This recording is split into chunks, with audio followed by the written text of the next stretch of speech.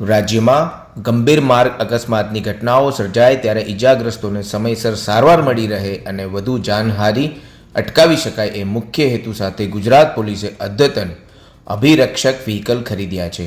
આ accidental response and rescue વ્હીકલને pilot પ્રોજેક્ટના ભાગરૂપે અમદાવાદ ગ્રામ્ય અને સુરત ગ્રામ્યમાં તૈનાત કરવામાં આવ્યા છે.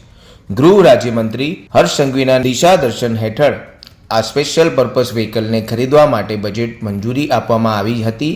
રાજ્યના પોલીસ વડા વિકાસ સહાયના માર્ગદર્શન હેઠળ રાજ્યના એક્સિડેન્ટલ ડેટા એનાલિસિસ કર્યા બાદ જ્યાં વધુ ગંભીર અકસ્માતો સર્જાયા છે તેવા 2 જિલ્લા પસંદ કરી આ વાહનોને પાયલટ પ્રોજેક્ટ તરીકે અમદાવાદ ગ્રામ્ય અને સુરત ગ્રામ્ય વિસ્તારમાં મૂકવામાં આવ્યા છે.